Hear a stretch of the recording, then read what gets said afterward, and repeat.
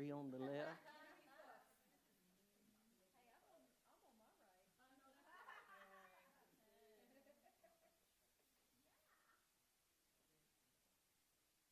Well, happy Mother's Day to all the mothers in the house. I was thinking about Mother's Day. I want to maybe carry us on a little bit different trajectory on Mother's Day. Look at something a little different. And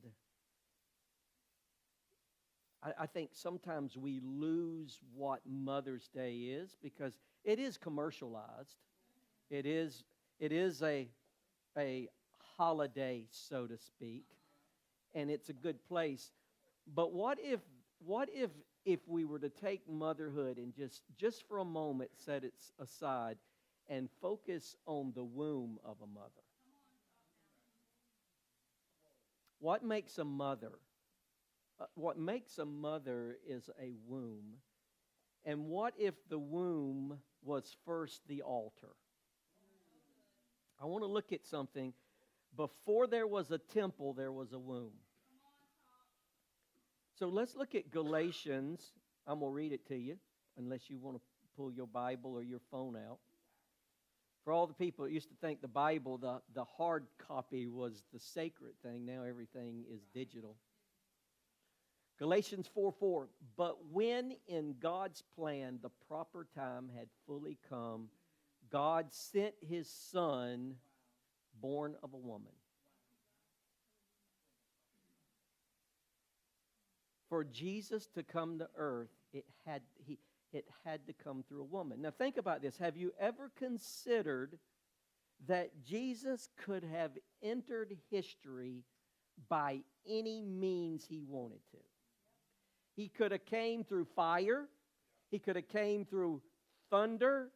He could have come through an army. I mean, whatever your mind could dream up, Jesus could have came to earth in any way He wanted, but He chose to come through a woman. Not only a woman, He came through a woman's womb. The very thing that was minimized and overlooked. They didn't see Him coming through a womb.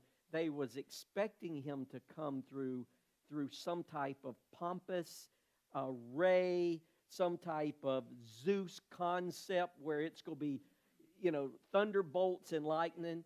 And He snuck in through a womb.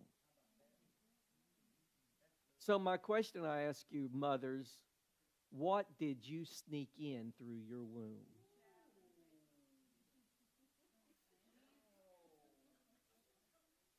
What did you sneak in? What did you bring to earth? Because the womb is an altar, and first it became a dwelling place. So let's think about the mystery. I want to take you down a different journey here, especially the young ladies and the older ladies and the grandmothers and those who are in menopause. There's all ages. You see, when you start fanning, you might be in menopause. So let's look. I want to. Holy Spirit, help me to portray this. Because there is a battle over the womb.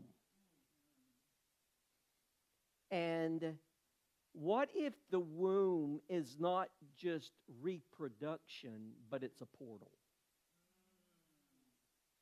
And what is a portal? A portal, when we talk about portal, you've seen portals in movies, you've seen portals in science, you see portal. But a portal is a gate. It's a threshold. It's a bridge. It is the crossing point between two realities. Are y'all with me? So the womb is a bridge between the invisible and the visible. The womb is a corridor to get something in seed form undetected to come into earth. Hello.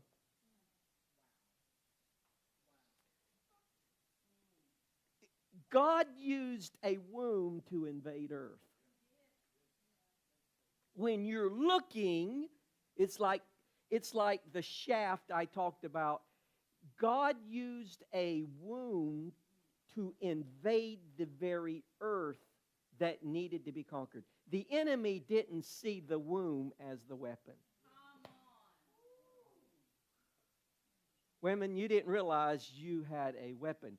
You thought it was just reproduction. You thought it was just a birthing canal. No, it was a strategic weapon that God planned to get everything in heaven on earth.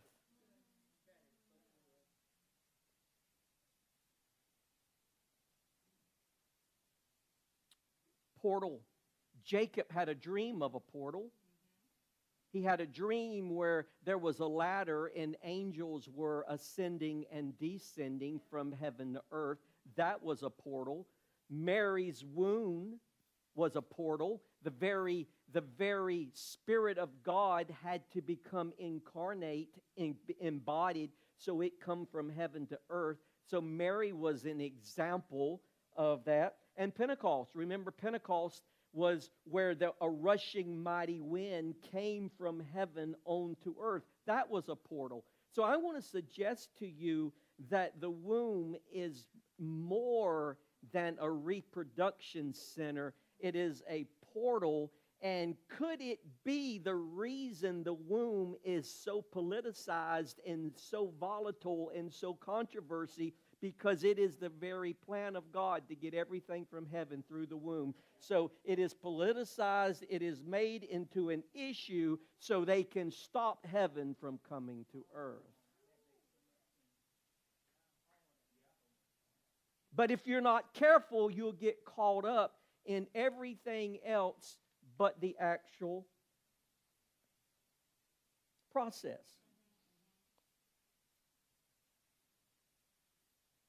In the movies, we had Doctor Strange.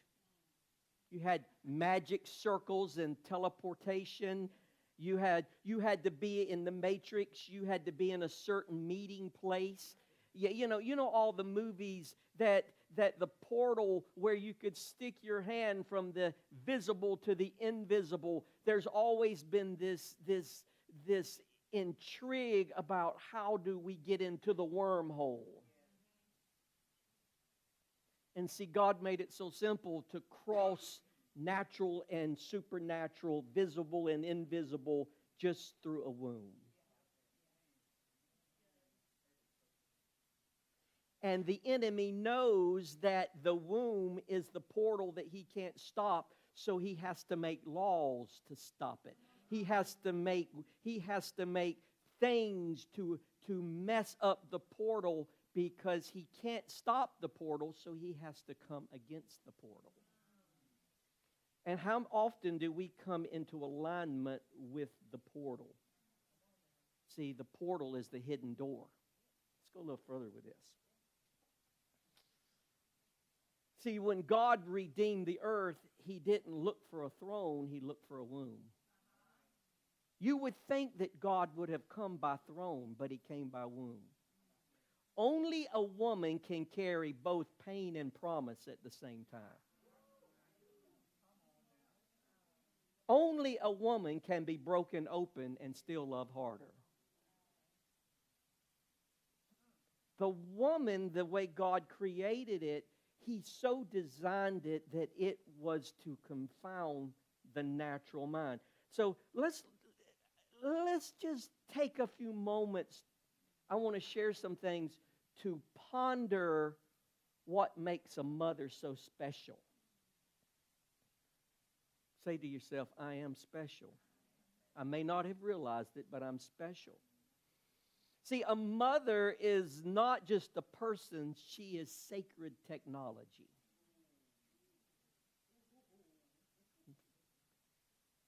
See, you're sacred technology of God's design.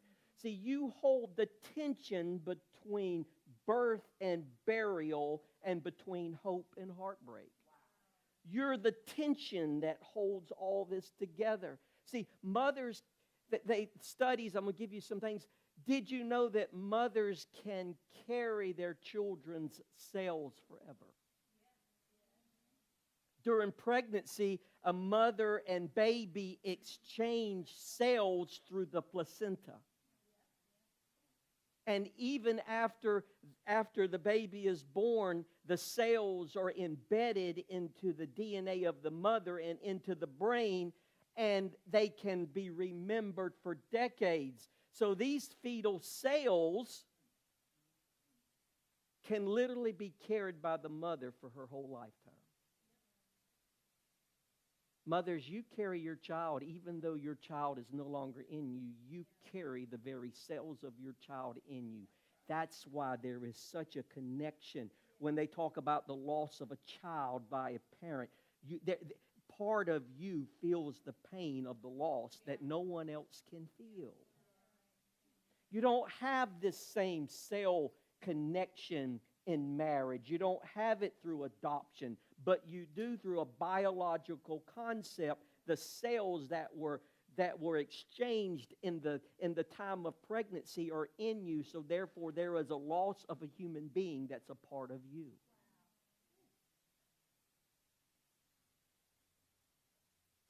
How about this one? Did you know that a mother's brain physically changes after childbirth?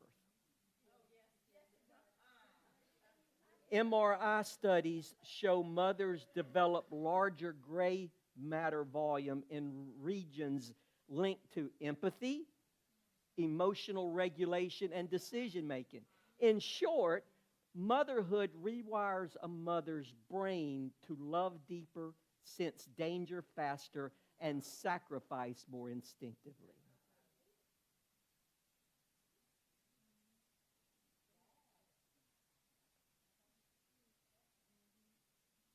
Did you know that labor pain is so intense, it's the most intense experience known to human beings, that some researchers equate the pain level of unmedicated childbirth to the equivalency of 20 bones breaking at the same time?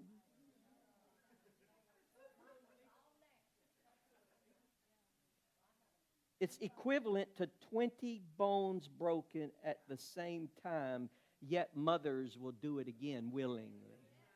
See, this is not about pain tolerance. This is divine resilience.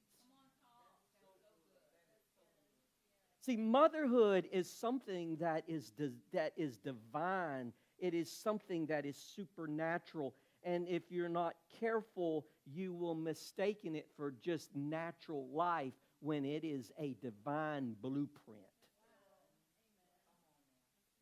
Studies show that a child hearing a mother's voice reduces cortisol, which is a stress hormone, and boosts oxytocin, which is a love. Therefore, it puts everything at peace. Your voice alone can shift chemistry.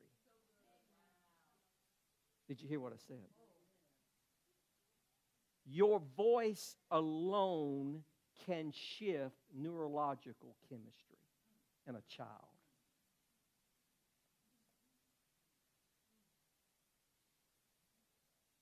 This is why God used the metaphor of a mother's comfort in Isaiah 66, 1 through 3. How about this? Did you know that children internalize their mother's emotional state? Depending on a mother's emotional state, psychologists will say that you will dictate the blueprint of your child based on your emotional state when the child is born. So that means a healed mother will birth a healed generation. It means a mother of love will birth a child of love. This lets you know why if the enemy can get you not to know who you are and to struggle with your identity, you can birth children that do not know who they are. And rejection can be born in a child at birth.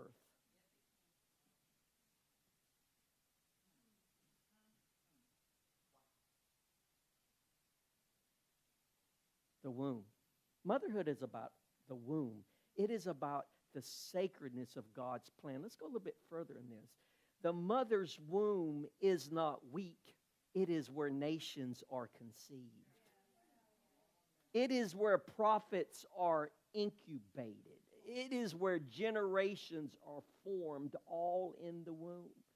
Are you getting the picture of why there is such a battle against the womb? It is, listen, I'm not trying to get into anything. This isn't about a woman's right. This is about the whole future of a generation because it is inside you. We don't see it as a generation inside of us. We see it as just an unplanned pregnancy or the wrong timing or how much will it cost or you know, I should have did it when I was younger. I should have more. But see, the womb is not a place of weakness. It is where the first spiritual warfare happens in the heavens. See, it happened in the birthing room of Egypt.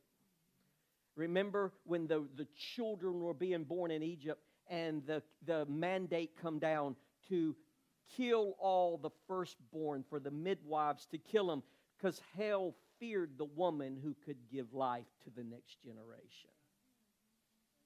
See, we see it as our family, but God sees it as the generation. See, before the enemy attacks a person, he always attacks the portal. Did you hear what I said?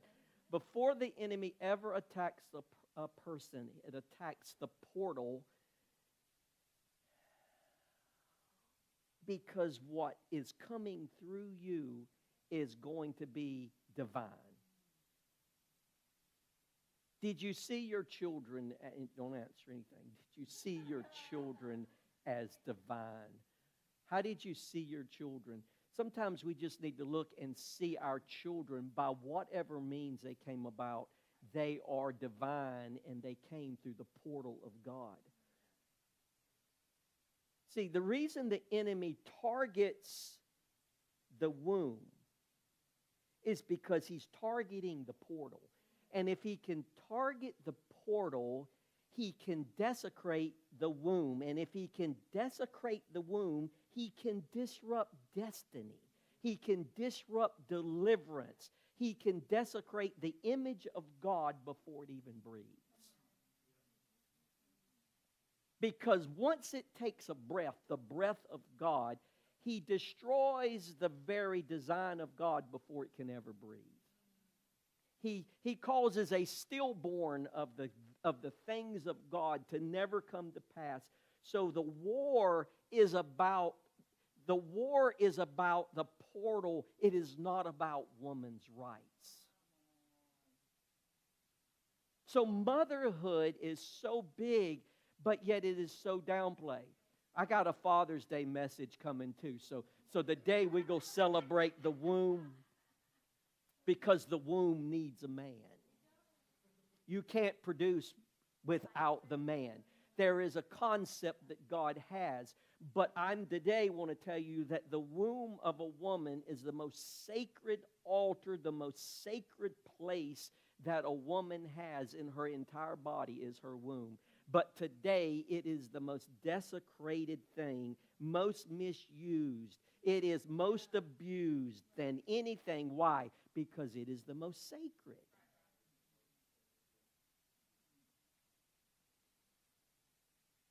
See, it's a strike when there is anything going against the womb. It is a strike against the very nature of God.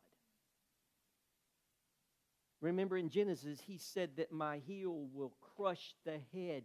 Well, the enemy knows he's been crushed, but he can still go after the womb. And it's been so hidden and so covered up and so cloaked that we don't see what's going on with motherhood in America. See, it's not just a child lost, but it's an altar broken. It's not just a heartbeat silenced. It's a blueprint that's never been built. When a child is not here anymore, that blueprint that is needed for the next generation, It's needed to underpin. Every child is needed to carry out the next generation. And when you have missing children, whether it's through traffic, whether it is through war on the womb, whether it is through seed termination, I am trying to move away from the word abortion because it is so politicized. I would like to call it seed termination. I would like to call it covenant breaking. Because it is so supernatural that it is a war on the womb. It's a war on the portal that is taking place, but it is caught up in the word of abortion. So therefore, that word creates defensive triggers. We have to move away from that word and realize it really is seed termination or generational disruption.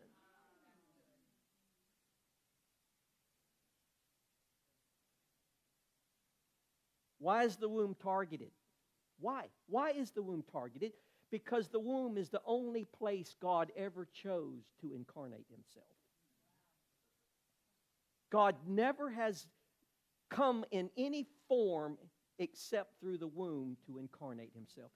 Why is the womb targeted? Because the womb is God's sanctified gate. It carries prophets, deliverers, and reformers and kings. No way a king can get to earth unless it comes through the womb. No way a prophet can get to earth unless it comes through the womb. Everything that God has in heaven, he's got to get to earth, must come through the womb. So the enemy knows that I got to close the womb up in order to stop the transformation of a society and a culture. Because the womb is the original tabernacle, Satan always tries to defile what is holy. That's why Pharaoh ordered babies to be drowned. That's why Herod slaughtered the innocent. That's why war on the womb has become man's solution to inconvenience. It's spiritual warfare cloaked in social and political language. Let's say that again. It is spiritual warfare cloaked in language that is politicized and cultural.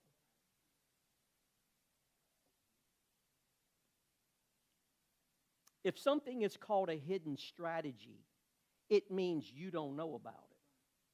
So the hidden strategy is the war you and I don't see. So the enemy has a war that is taking place, but we don't see it because we are blind to it. Now listen to this. The world doesn't tell you this, but the destruction of the womb isn't just about birth control, it's about legacy control. See, the language we use is birth control, but God said this is legacy control. This is generational control. It's about stopping revival at its seed. It's about stopping transformation at its core. It's about making sure that intercessors and deliverers never are born so they can cry out.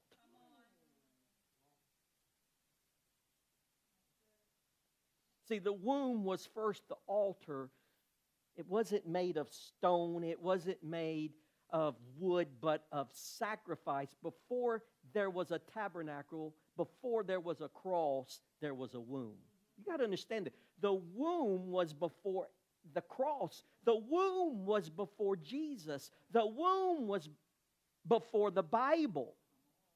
God had a plan, a strategy, because he knew what was going to happen. So he created, it isn't good for man to be alone. He created woman to bring a womb on because he knew that sin was going to take place and it was going to have to be a secret portal to get everything from heaven to earth because Satan already messed it up in Genesis 3. It was a built-in strategy. It was a built-in portal to get heaven to earth, and we haven't realized it.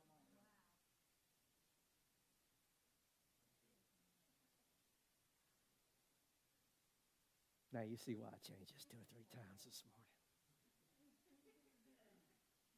See, he chose, think about this. Jesus chose the entry point to the world through a womb. Of all the ways he could come, he chose a womb. It was the secret sanctuary of her body that the eternal became an embryo. I'm going to sneak in as an embryo. I'm going to sneak in on an embryo. I'm not coming in on a jet. I'm not coming in on angels. I'm coming in as an embryo. You won't even know I'm in the house.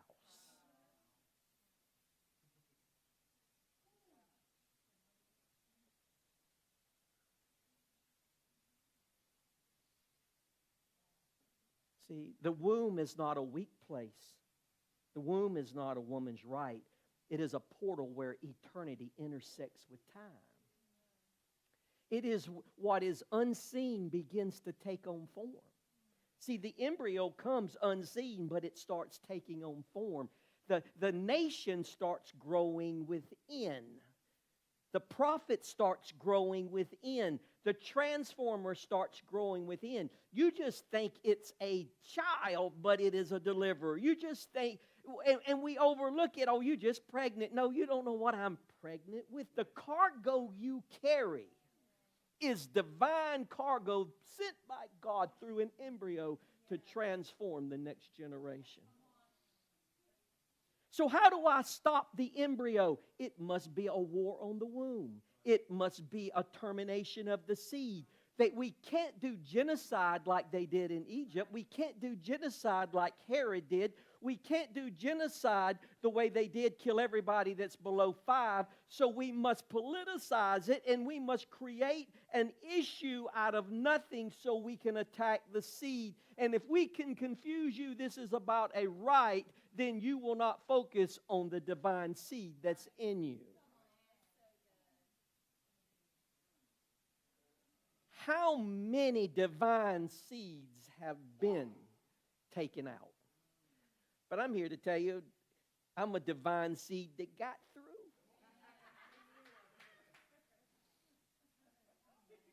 Hey, I got through.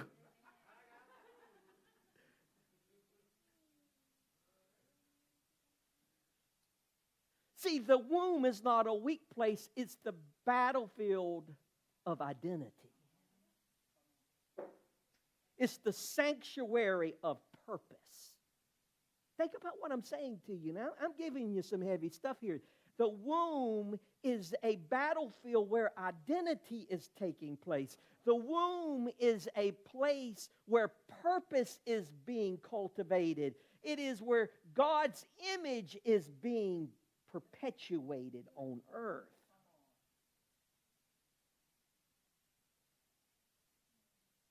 See, ever since Mary has carried Jesus in this mysterious way, a shadow, she was a shadow of sacredness.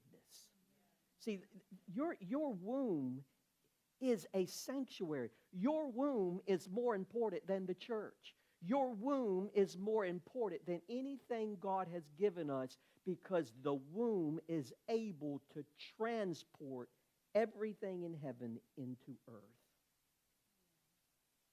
Have you ever thought of it that way? See, a mother doesn't carry just a baby.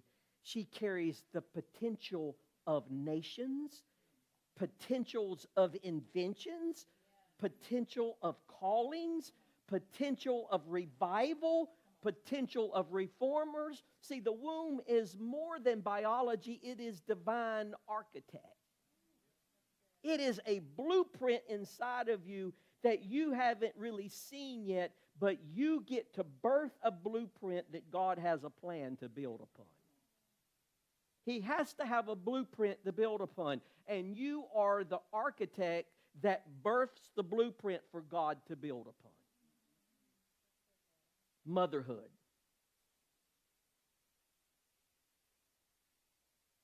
So we have to stop treating the womb and motherhood as common, because it's not just productive, it's revelatory.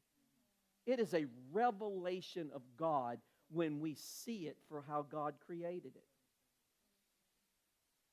So to the woman who had an abortion, you're not an outcast. to the woman who's had an abortion, I want to say you are deeply loved.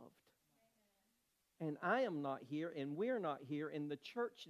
See, there's this whole thing, and I get it. I understand it with abortion. I'm using abortion as I begin to transition from using the word abortion. So when you hear me in the future start using it, you will hear seed termination or covenant disruption or inheritance disruption, because I think abortion, as soon as it's word, it becomes politicized. It becomes, it's my right. It's all kinds of things. So I'm trying to move away. But what I want you to know is that you have something that nobody else has that's a portal for God. So if God gave you a womb, He can restore your womb. Your womb produces glory. It is a divine sanctuary of God. So we have got to stop, in my opinion, throwing stones about who and what and start taking a stance that this is about God loves people. The whole abortion thing has become very mean-spirited to me. Even if you agree or don't agree, it shouldn't be mean-spirited about it. There should be agape love about it. As the woman who was caught in adultery, God said, go and sin no more. When you think of, and not the rabbit trail or the hyperlink here, but when you think of when someone does something wrong and you get sentenced, if I get a ticket for 90 miles an hour and they charge me for that ticket and I pay that ticket, right? I pay it. You're sentencing me with a $300 ticket. I don't know what they cost. Let's say a $500 ticket. And you take 4 points off my license. Okay? I paid the price for the situation. Okay? I got caught with drugs. You sentenced me to 3 years. I went to jail for 3 years. Now I'm out of jail. I paid the price for that. Why is it still following me? Why is it still on my record? And see, I go to get a job, and if I don't tell them that I have a record, then they will fire me. And if I tell them I have a record, they won't hire me. It's damned if I do and damned if I don't. So there is no restitution and restoration of my mess-ups. I have to carry them for the rest of my life. I'm telling you, that is not kingdom. Because if I paid the ticket and if I got the points off my license, then why isn't it erased from my past?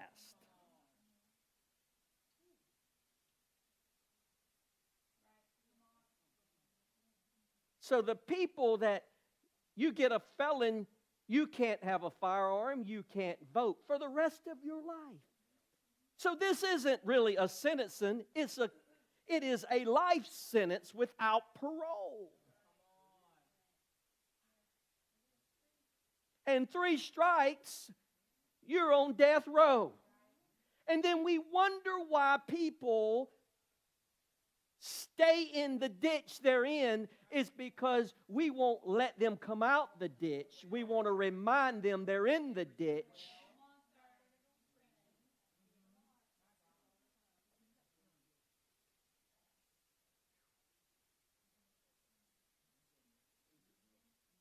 So I don't really care a whole lot, in case you might have been mistaken about me. I really don't give a poo about Democrat nor a double poo about Republican. I'm neither. But I am about truth, and I am about what God's plan is for us to be a productive society, that I came to demonstrate God, not to demonstrate a party. Please don't put a R on my name, and please don't put a D on my name, or an I, or any other label you have. I'm not of this world, but I live in it, so therefore I have to navigate it with the best decisions I have. So see, a womb is holy. So we have to protect it and protect the gate of heaven. I want to read something else to you I had. Let me find it here.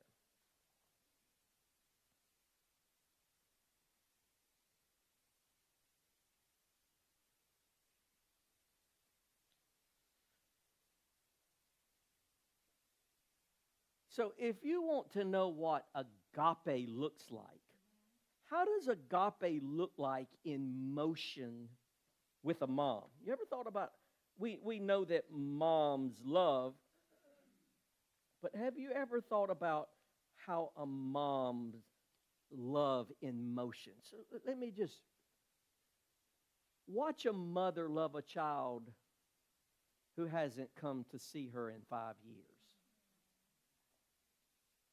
You ever noticed moms? We look for halos on mom, but I want to tell you to look for agape. We look for sermons. See, agape in a mom's not a sermon. Agape in a mom is not a song.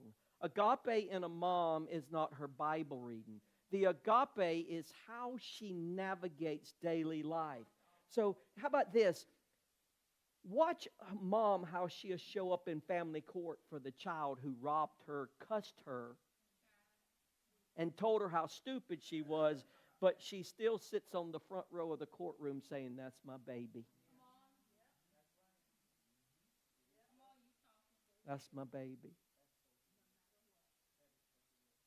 You want to see agape in motion? It's watch her answer the phone at 2:17 in the morning, knowing it's either the jail, the hospital, or the coroner calling. One of the three is calling at 2:17 for her child that is out there. But notice, her first words aren't, "What did they do?" It's, "Where are you?" The mom don't care what you did. They care about where you are. Agape looks like this in emotion.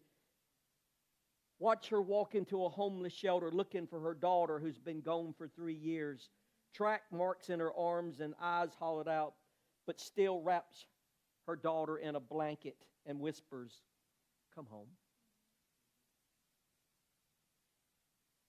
Mamas, it doesn't matter where their children are and what they are. They don't see the dirt, they see the gold. They do because of the cells that's in them. They do understand that they're seeing cells of godliness. They're seeing cells of the God class, and they're saying, "Come home. That's my baby." No one can see this the way a mother can see it, because it's God created the womb to have such a connection with what it's producing, that the portal, that it actually gets to feel and come into understanding of what they birth is greater than. A mother may not ever say it, but they birth something greater than anything else. It's greater than themselves. They know it's a portal from God. A mother will buy her daughter a prom dress for a daughter who's already pregnant. Not because she approves, but love doesn't abandon when you're exposed.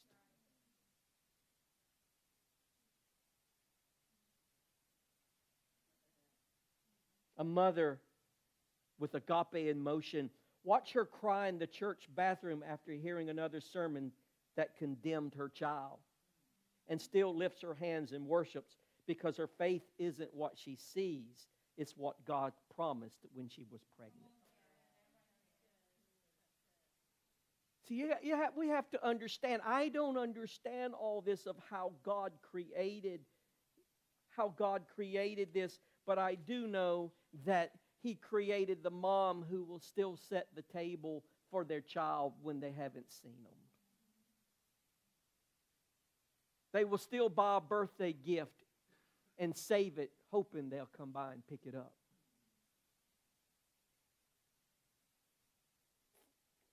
She doesn't, a mother with agape doesn't just raise children, she revealed God. See, your child is not an offspring just of you. It's a revelation of the God you serve. It's God in you coming through you. Because agape just didn't fall from heaven. Sometimes it was wrapped in stretch marks, scars, and silence, and it called itself mom. See, when you see your stretch marks, Mom, you need to know that I birthed something on earth. This is the tension that came through me to birth what God wanted to birth on earth. So instead of looking at your body with flaws and looking at your body with scars and looking at your body as been used up and no one will love it, you know that God loves it because He birthed something through you that could change a generation. This is the power of motherhood. I'm hoping I am giving you a different idea of a Mother's Day because it is more than celebrating a matriarch. It is celebrating the very key from the beginning of time, the divine architect to get everything in heaven to earth. Is that not good? See, I had some pictures of my mom, and the devil tried to mess it up today. I was going to let you see Granny, but I will show them again. Because, see, my mom was 41 when she got pregnant by me. Somewhere in May of 1968. I don't know what they were doing. I don't know where they were. They could have been at a drive-in, one of those old drive-up movies where you put the little things in. I don't know. They could have been in the back seat. But God, it doesn't matter what you're doing. God says, I'm getting Timothy on earth. Oh. It was, my mom always said, and she didn't say it to hurt me, but you weren't planned, but I was planned.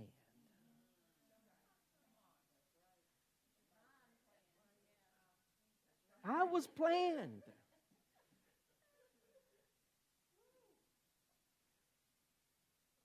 So I was born in 1969. 1969 is the sexual revolution year of the 60s. So that's right, Granny was fulfilling the 60s. Now, I know why they called my dad Stud for any reason.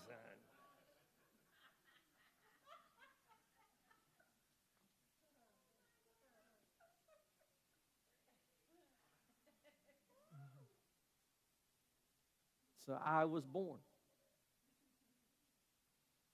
But see, and I'm not going to get off on this onto my journey. But see, I have been through a lot. I have very close to death through ODs. I have just everything that could destroy the divine plan, the enemy tried to destroy. But I am here today to tell you, he cannot destroy the divine plan in me nor in you. But you do have to come to the place in your life that you see yourself as God's divine plan on earth. I'm not here to compare myself to others. I am not here to compete with others. I am not here to put myself above others. I'm just here to fulfill my plan. And I'm going to fulfill it the best I can, with or without approval, with or without likes, with or without. I am here to fulfill God's divine plan that I know He put me on the earth for. So I thank the Lord for my mom. She taught me. I watched her pray. She taught me how to pray. I watched her fast. 21 days. I remember a 21-day fast. I watched her teach. I watched her, and that has shaped my life. Mothers, you don't realize that what you do is shaping your children to say, this must be God's plan. And if you don't see your life and your children as God's plan, then you will misrepresent God's plan and become part of a derailing and part of a sabotaging of them of finding what God's plan is for their life. What I did learn about my parents is everything they were, I did not want to be. Sorry. I did not want to be like my dad. I did not want to be like my mom. Now, there was parts of them that I did, but there was a lot. You have to be able to discern what part is needed. Paul said, follow me as I follow Christ. There was things that I don't want to follow. There's traditions I don't want to carry on. But we have a tendency, well, this is the way Ma did it, and this is the way Dad did it. But it doesn't mean it was right. It doesn't mean it was good. This is the way my culture does it. I will walk away from anything, everything, and anyone that does not represent the divine purpose that I have in my life. We like to strip off sin, but some of us need to strip off some family traditions. We like to strip off a lot of things, but we need to learn to strip off behavior and attitude and conduct and things that are not part of the divine strategy and plan of my life. That doesn't mean I don't love, it just means I don't have to be similar.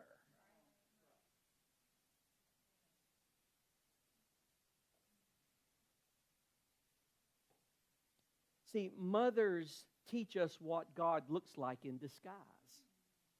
Not with thunder, but with towels, tears, and unwavering tenacity. Let me read one more other thing to you about mothers.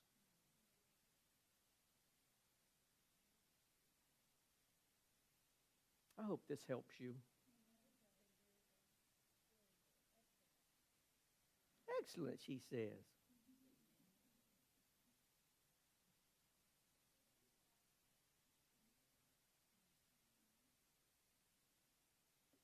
See, the mother is excellent at sacrificing.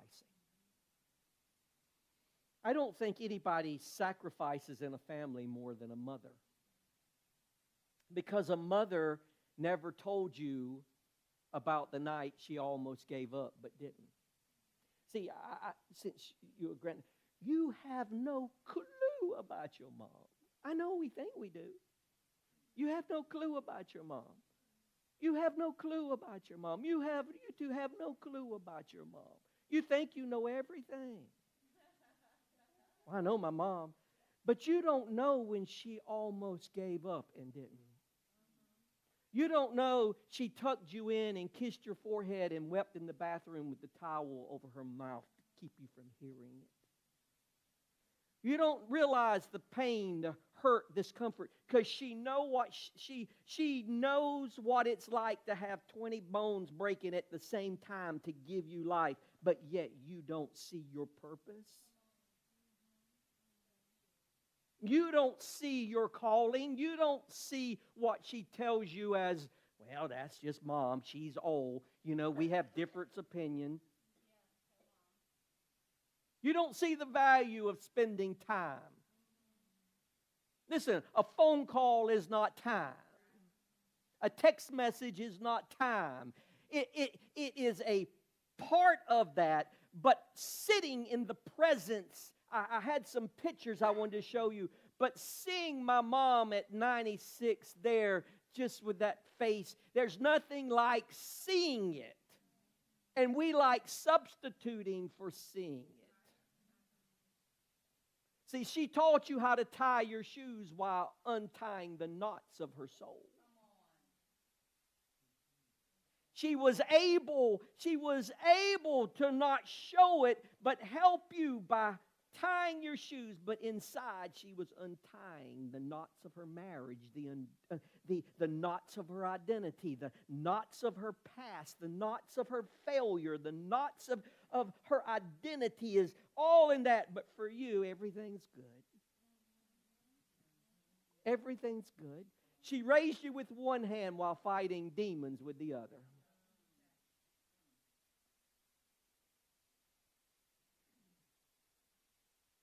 That's not motherhood. That's called intercession in motion. The value of a mother. Mothers, your value is indispensable. Your value has been minimized. Motherhood has been reduced to a twerk. Motherhood has been reduced to a pole dance. Motherhood has been reduced to a big booty bubble butt. Yes, listen to me. It has been so reduced down to get you off the divine purpose of God that it becomes so self-driven to people that we start desecrating the very thing, the portal of God, to get the next generation out. So He puts all these things there so it will desecrate and objectify the vision. Porn and promiscuous sex and all this stuff that causes arousement. It is designed so that the man will objectify and destroy the very image of God.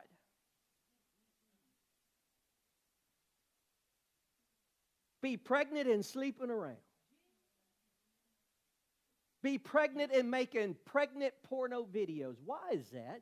So that you can defile the very image of God's portal. The sacredness of putting another man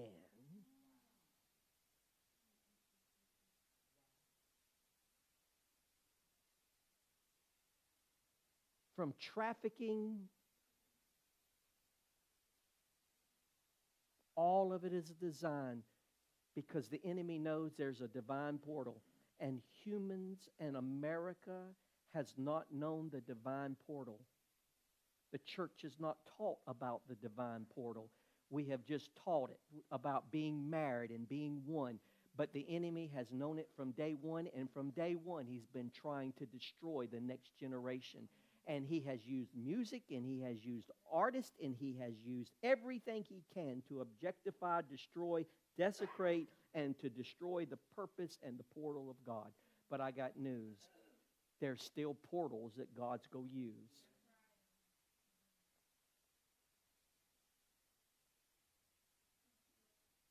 I'm almost done here. 11:46. Y'all go get out here. Just because that's what you want to do. But I wanted to give you this word today.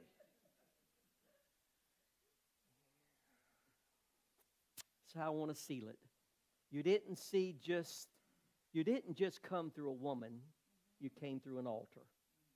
So today you don't celebrate her. You reverence her. You're not reverence just the woman, the mother. You reverence the very thing she represents. Well, my mother doesn't deserve any reverence. Listen, she brought you in.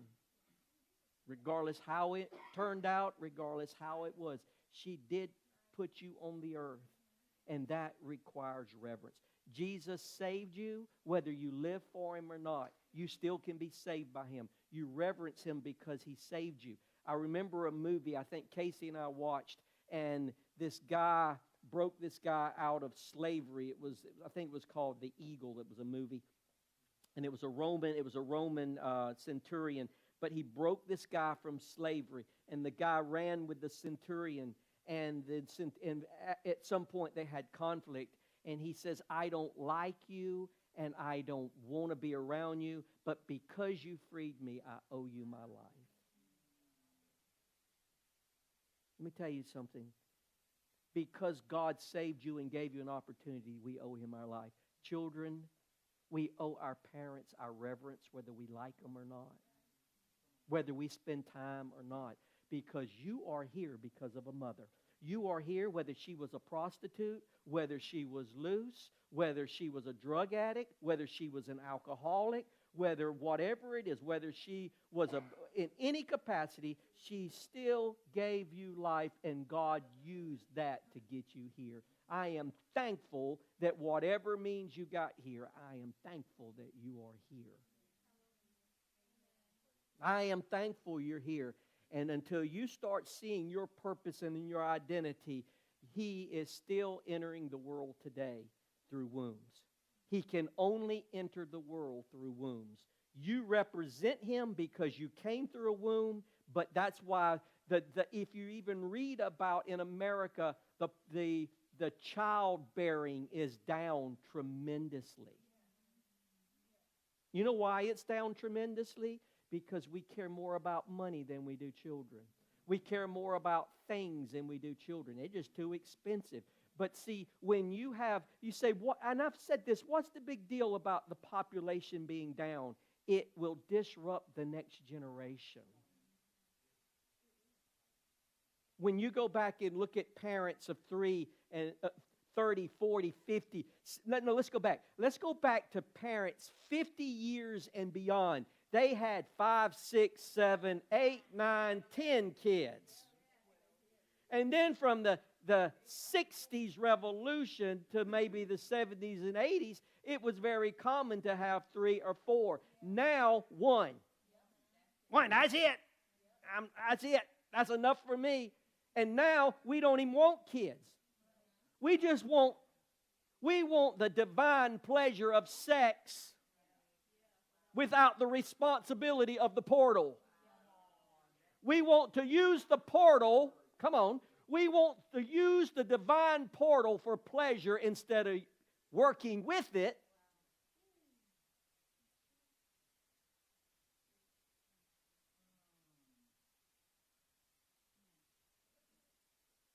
So, Father, everybody stand. I thank you for motherhood. I thank you